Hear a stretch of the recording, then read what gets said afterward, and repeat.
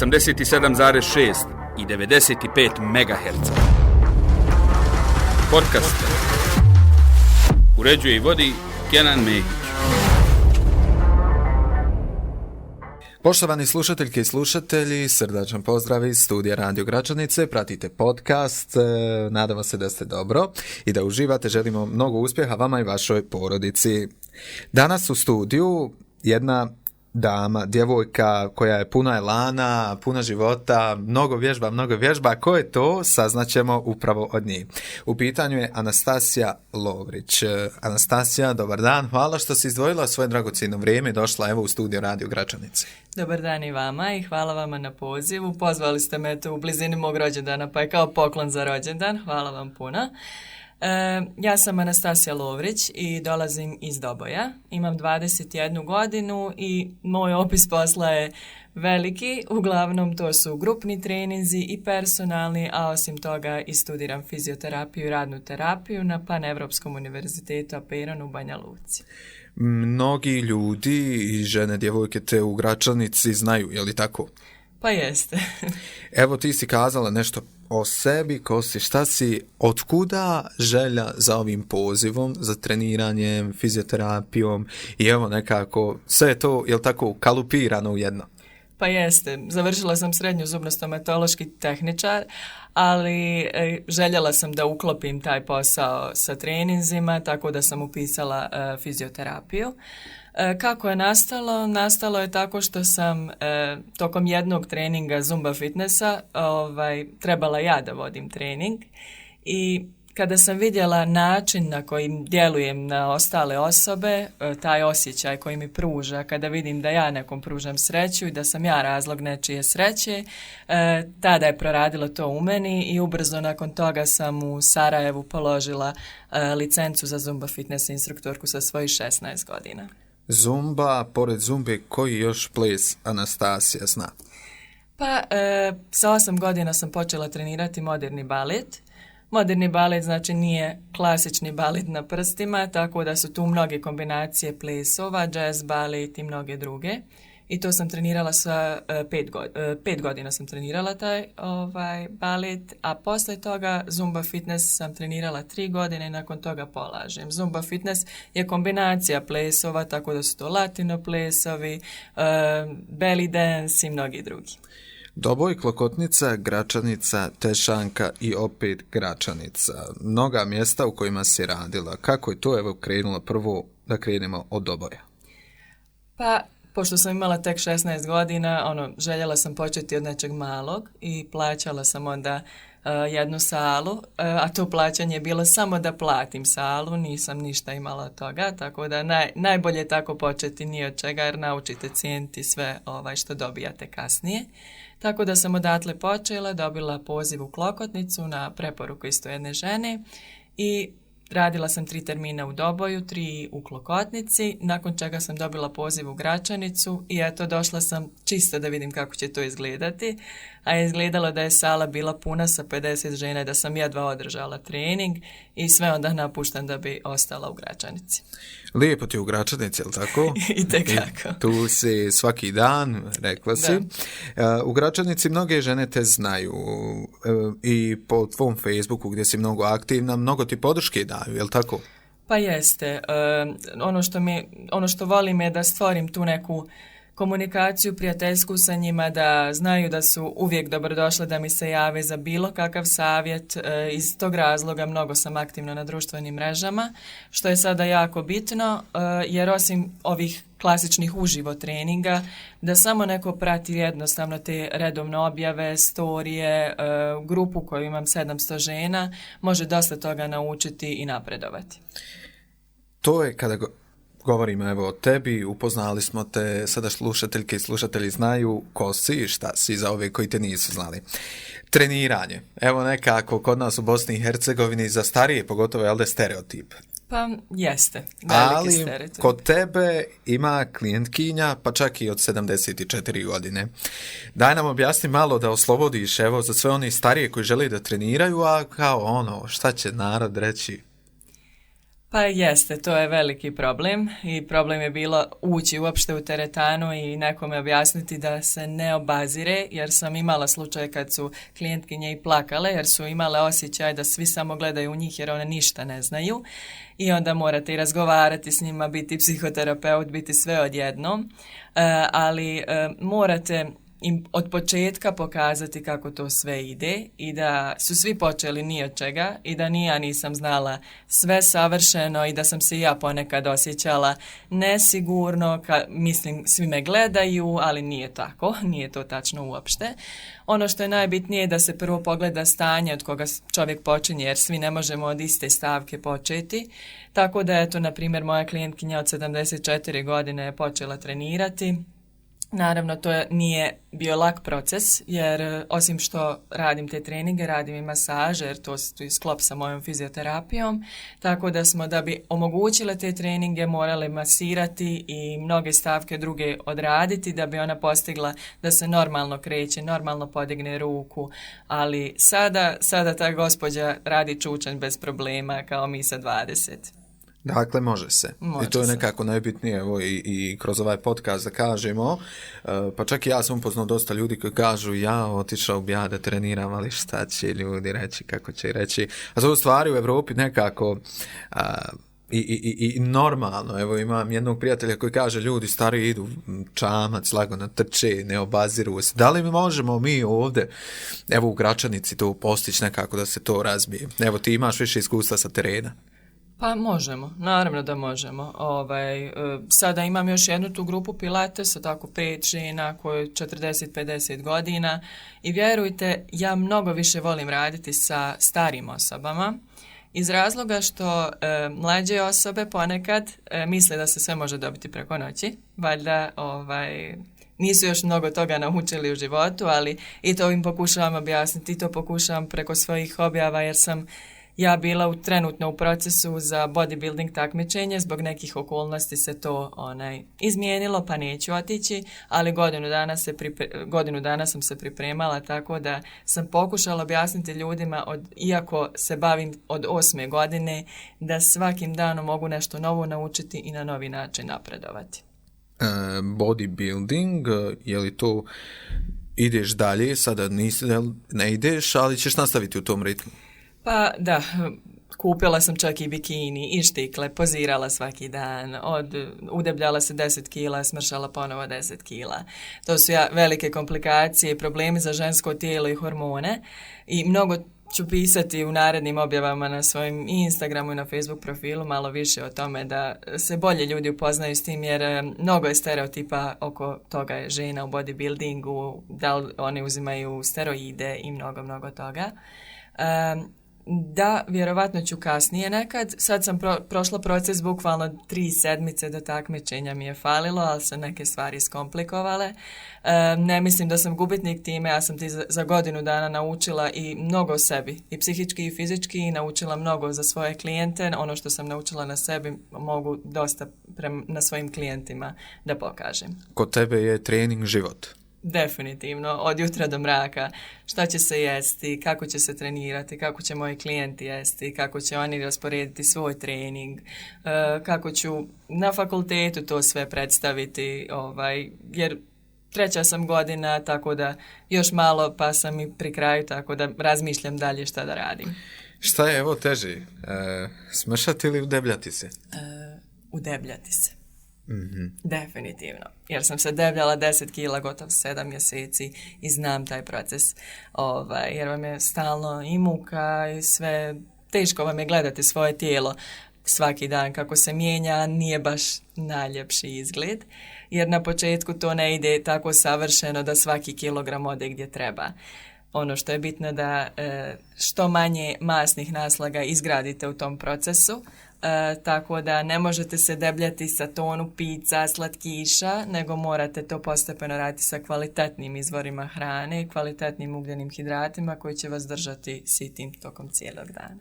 Dobro da si to spomenula. Koliko se zdravo hrane ljudi, evo, u našem gradu, u našim mjesnim zajednicama, evo, radiš s njima, a vjerovatno svi mi tako jedemo, jel tako? Koliko se tu proteina, ugljikohidrata i svega unosi, koji su dobri, a koji nisu? Pa, naša uopšteno država, imamo jaku hranu, tešku. I to nam je ono što nam se nudi svakim danom i najlakše nam je uzeti u pekari nešto. Tu je najjeftinija i opcija, naravno. Ima jeftinih opcija i zdrave hrane, samo to treba naučiti. Ima mnogo i skupih opcija, tako da se tu malo mora naći neki balans, ali sve u svemu mnogo loše jedemo i mnogo djeca loše jedu, jer im se daju najlakše opcije. Ono što bi najbitnije rekla je da ljudi ne primijete kako unose te kalorije, većinom, na primjer, kafa koju unosite, šlag, dodate šećera, dodate krem onaj, kapućino ovakav, onakav, to dosta promijeni i vi kad pijete 4-5 kafa na dan, šta sam popila sam 5 kafa, popila si 500-600 kalorija, šećer i sami šećer si unijela, tako da te neke sitnice morate propratiti. Pokušajte zapisati jedan cijeli dan šta ste unijeli, pa zapišite cijelu sedmicu i onda pokušajte da izračunate. Imate sada mnogo na sajtovima na internetu kalkulatora za računanje kalorija, to i veoma je lako za koristiti, čak sam i objasnila to u jednom videu. Tako da onda možete vidjeti koliko ste vi inače u većem broju kalorija nego što bi trebali biti da smršate ili jednostavno da držite svoju kilažu. Mm-hmm. A koliko treba puta jesti na dan? Evo, da li je to manji obroci, više puta ili ipak 3 obroka, pa koliko može stati u stomak? Sad, to zavisi od osobe do osobe iz razloga što svako se treba prilagoditi svojim obavezama. I ja nisam za to ne jedi posle 6, ne jedi posle 7, ne jedi posle 8. Znači ta banana koju se pojeo u 9 navečer i u 6 ujutru ima isto kalorija u oba doba. Tako da onaj koji ima puno obaveza, moj savjet je da navečer, ukoliko rano ide na posao, pripremite sebi za doručak nešto, jer je veoma bitno, jer ćete većinu dana provesti radeći, na primjer za kompjuterom ste ili radite neki drugi posao u kojem nemate vremena da sebi pružite bar 10 minuta da pojedete neki kvalitetan obrok, tako da možete pojesti jedan kvalitetan obrok i poslije kad dođete kući napravite još neku sitnicu. Uglavnom, 3 neka obroka bi bila super da uvijek imate i uvijek u sebe imajte neki bademe, jabuku, proteinsku čokoladicu, nešto što će vas držati sitima, opet da bude zdravo, da to ne bude, na primjer, kesica čipsa ili nešto tako. Aha. Evo, da li možeš u kratkim crtama dati slušateljkama i slušateljima jedan dnevni obrok od doručka do večeri? Šta da jedu za doručak? Šta je to najbolje? Ali nekako kažu stručnjaci možda jaja da su najbolja, je li tako? Ja sam većinom u takvim kombinacijama. Pa, evo, na primjer, ja trenutno jedem 4 obroka dnevno i mnogo proteina unosim, jer me to drži u toku dana i ja kad idem na posao, ja imam svojih 4-5 zdjelica, ja uvijek nosim sa sobom jer sam ovdje cijeli dan, na primjer od 1 do 10 navečer, ne mogu gladovati, tako da je sve uvijek uz mene i kad god se sjetim ili dok radim, uzmem da jedem. Tako da, na primjer, recimo kako je izgledao moj dan od jutra. Jutro su to bila 3 jajeta, bilo je 100 grama nekog povrća, bilo kojeg, kupus, krastavce, šta god poželite. Pileća prsa, to su ona kao kupovna, kao salama. I ostalo je bilo gotov pola kile piletine za mene, da, iako sam žensko, jedem dosta, jer mi je stvarno potrebno, imam veliki apetit. Tako da je to piletina, malo krompira koji samo skuvam.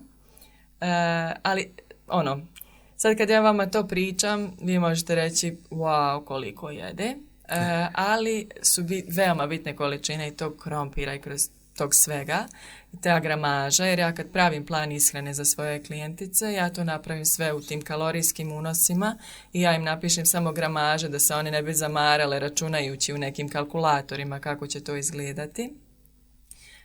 Tako da te količine su najbitnije, osim i kako se pravi hrana. Kako se pravi, ja trenutno, ono što me spasilo je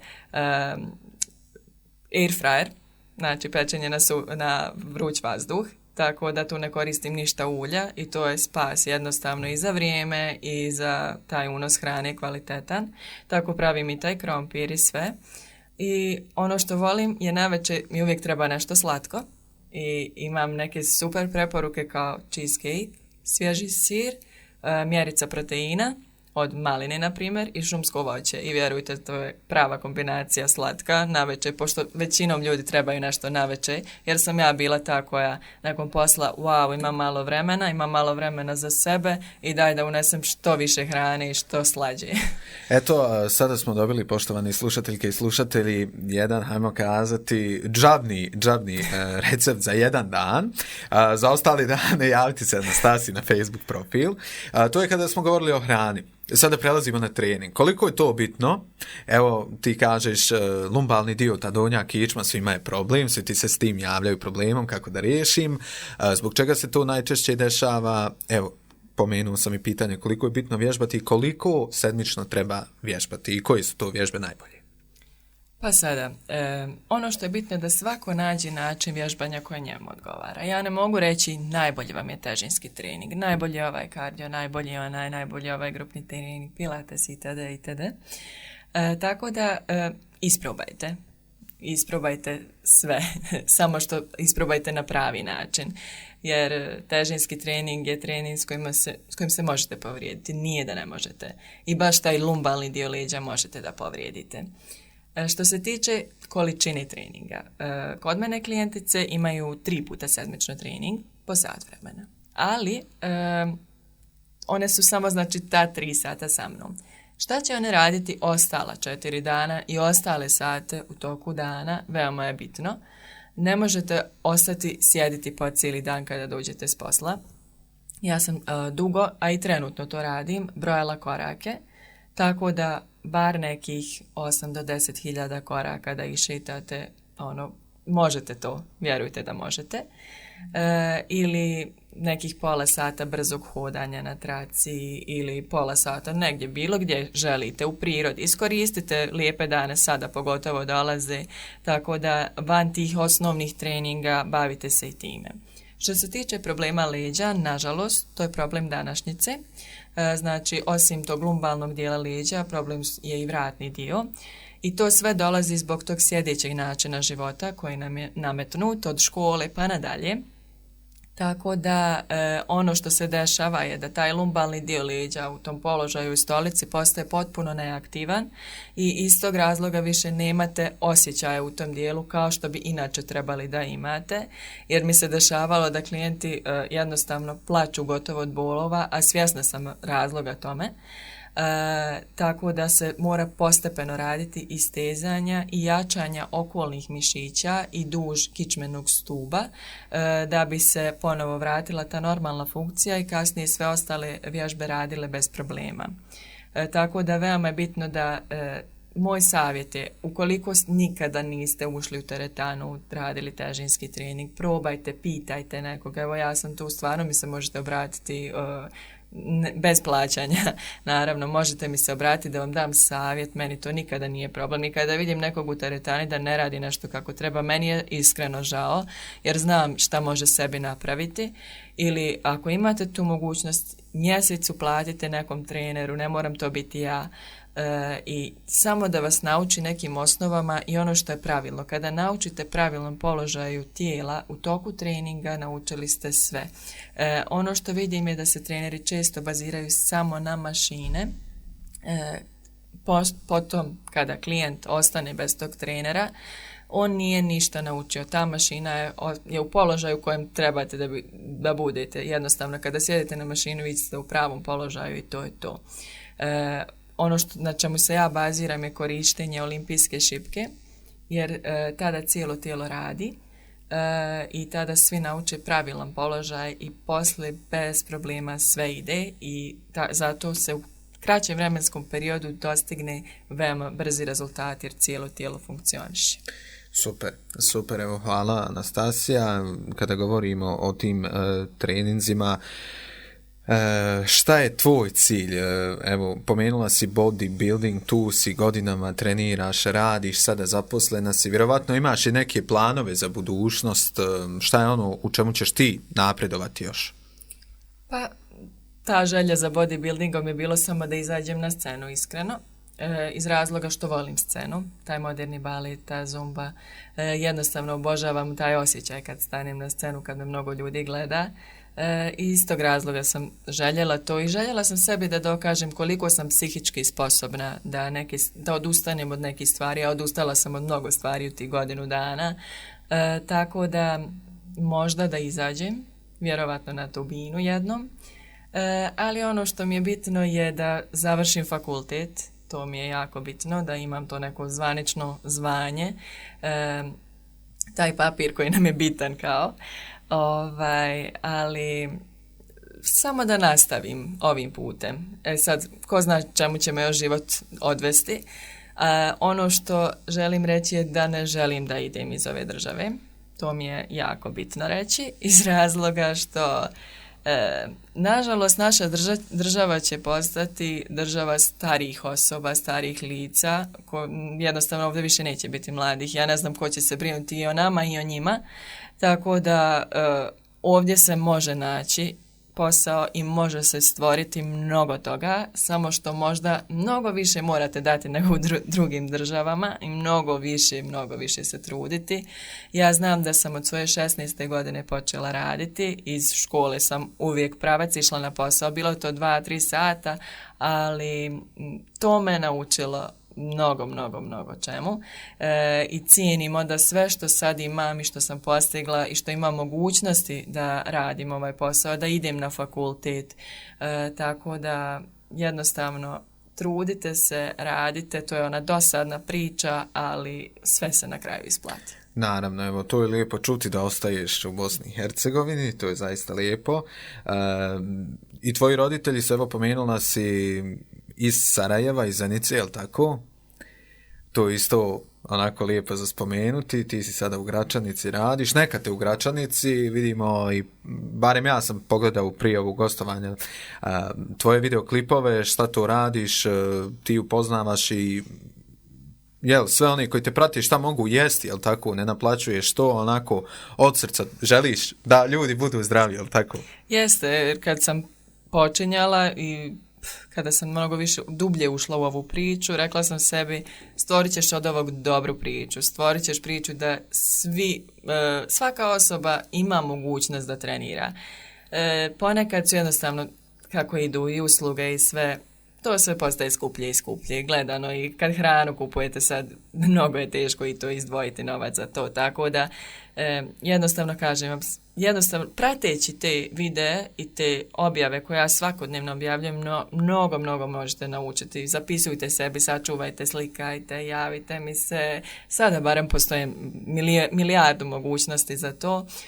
I da, uvijek mi je velika sreća da vidim komentare koje mi ostavljaju žene i koje se jave. Mnogo si mi pomogla zbog ovog i onog. Meni to ispunjava srce i ja zbog tog radim ovaj posao jer mene čini srećnom činiti druge ljude srećnima.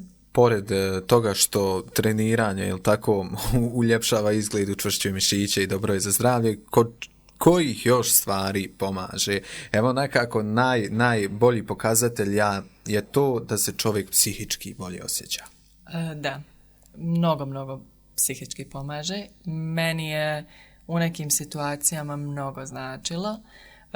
Moj otac je imao i moždani srčani udar i ja sam bukvalno svaki dan trenirala, iako su to bili mnogo teški dani, žurili smo svugdje, moramo pomoći, moramo raditi, ali meni je samo bilo u glavi, meni samo treba pola sata da se preznojim, da isključim mozak i mnogo pomaže. Ja pred ispit, ja sam znala na traci, stavim lagano hodanje, knjiga i učim pred ispit i malo je vremena, trebam krenuti, ne, meni samo moji pola sata, da, ja ću s mirom odraditi ispit bez problema, tako da to svaki dan gledam i kroz svoju ekipu, jer jednostavno kad uđu na vrata, ja znam tačno sada njihov osjećaj, šta su prošle u toku dana, da im treba taj izduvni ventil sat vremena i one se isključe iz svega, djece, muža, roditelja, sve to je njihovi sat vremena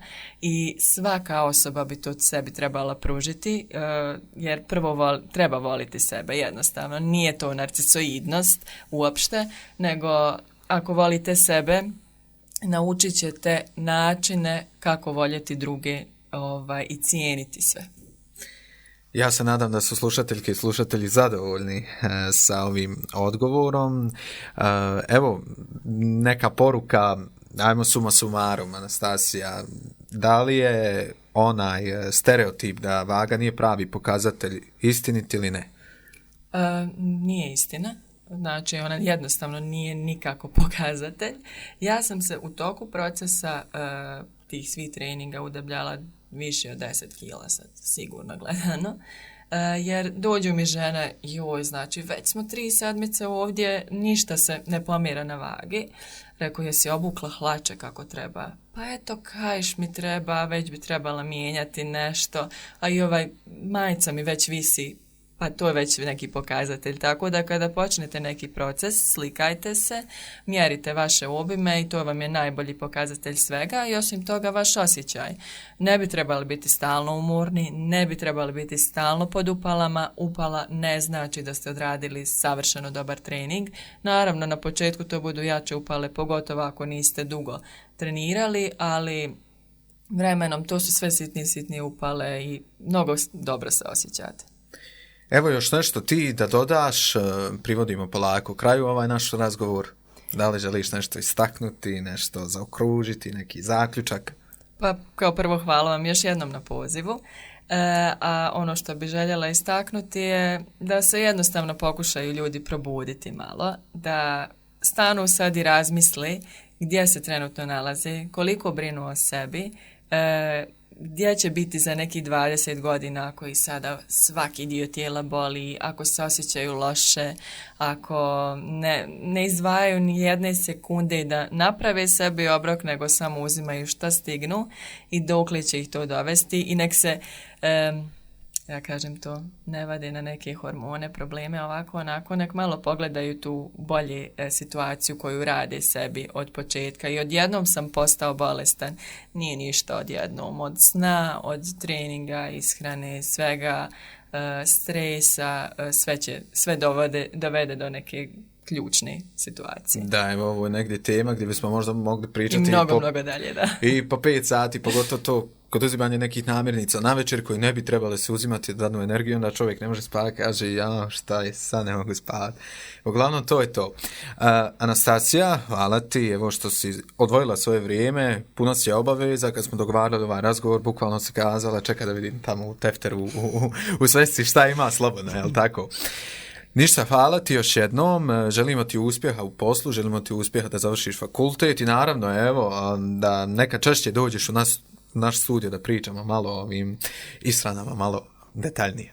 Hvala vam još jednom puno i vrlo rado ću ponovo doći da ljude još bolje upoznam jer volim na taj način prenositi i stvoriti tu dobru priču i pozitivnu. Da, evo za kraj, kaži koji su tvoji profili na Facebooku, Instagramu, evo šta sve imaš, YouTube, evo i broj telefona, naravno može ko želi usluge, neka pozove našu Anastasiju. Naravno, Anastasija Lovrić je i na Instagramu i na Facebooku, ima čak i na YouTubeu par videa sa vježbama jer sam ja u toku korone vodila mnogo online treninga pa sam i besplatno davala, tako da i tu možete da posjetite, ali na tim svim sajtovima možete mi se javiti na društvenim mrežama, tako da ću vam i dati broj telefona ako treba.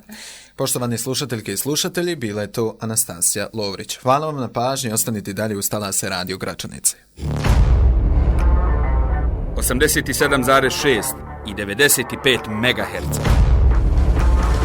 Podcast. Uređuje i vodi Kenan Mehić.